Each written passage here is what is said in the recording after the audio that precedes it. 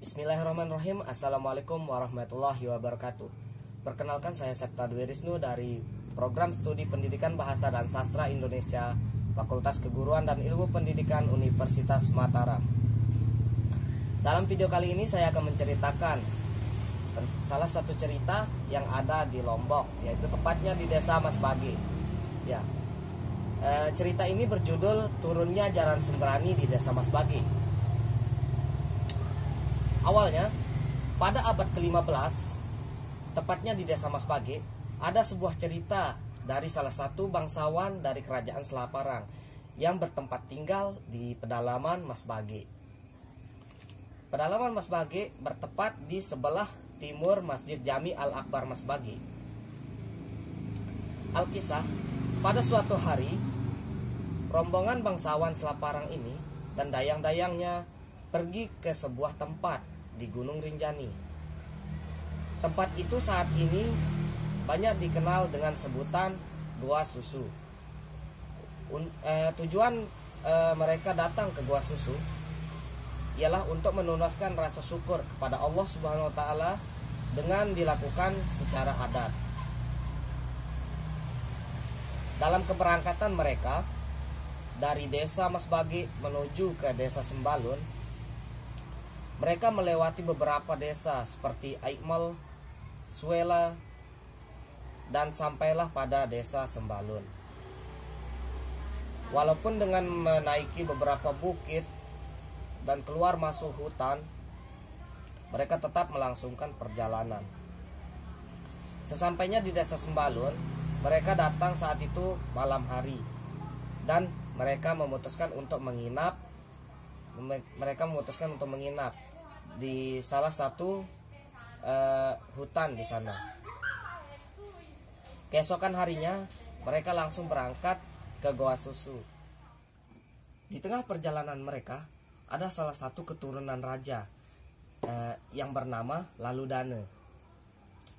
Laludane ini saat di tengah perjalanan mengalami kendala, yaitu sakit perut, dan Laludane ini langsung mencari sumber air terdekat untuk buang hajat. Setelah menemukan mata air atau sungai, Laludane ini kebetulan ditemani dengan dua dayang-dayangnya. Lalu kedua dayang tersebut disuruh menunggu di tempat yang lumayan jauh dari lokasi yang dituju oleh Laludane. Sebelum turun ke sungai, Laludane tidak sengaja mendengar suara-suara yang cukup aneh. Kemudian Laludane mencoba untuk mendekati suara tersebut. Dan ternyata di balik sema-sema ternyata ada beberapa wanita yang sedang mandi. Dan wanita ini tampak seperti berpenampilan seperti layaknya putri dari kerajaan. Putri-putri ini sangat cantik jelita sehingga membuat Laludane ini tertarik untuk menikahinya begitu. Di tepian sungai ada beberapa selendang dari putri-putri tersebut yang kemudian salah satunya diambil oleh Laludane. Kemudian Laludane ini pergi bersembunyi, namun tetap melihat putri-putri itu yang sedang mandi. Setelah selesai mandi, putri-putri ini langsung sadar karena salah satu dari putri itu kehilangan selendangnya. Setelah mencari kemana-mana, akhirnya putri ini berikrar. Ikrarnya itu adalah, barang siapa yang menemukan selendang saya, baik itu dari bangsa jin atau manusia, jika ia laki-laki akan ia jadikan sebagai suami, dan jika ia perempuan akan ia jadikan sebagai saudara. Setelah mendengarkan ikrar tersebut dari seorang putri, Laludane menampakkan dirinya yang tadinya bersembunyi di sema-sema. Sekarang dia sudah menampakkan dirinya dengan di tangannya ada terdapat sebuah selendang yang merupakan selendang putri tersebut. Saat melihat itu, putri langsung menyanggupi ikrarnya, dan lalu Dana beserta rombongannya tidak jadi untuk menuju ke Goa Susu, melainkan untuk kembali untuk melangsungkan proses pernikahan dan tidak melanjutkan perjalanannya. Sebelum melakukan proses pernikahan, ada satu syarat yang dikeluarkan oleh putri kepada Laludana. Syarat itu adalah apabila Laludana ingin menanyakan sesuatu, jangan sampai menanyakan asal usul dari putri itu. Kalau sampai 3 kali Laludana menanyakan asal usul dari dari putri itu, maka itu dianggap sebuah perceraian. Setelah menyanggupi syarat tersebut, proses pernikahan Laludana dan putri itu dilangsungkan. Dalam hubungan pernikahan mereka dikaruniai beberapa anak.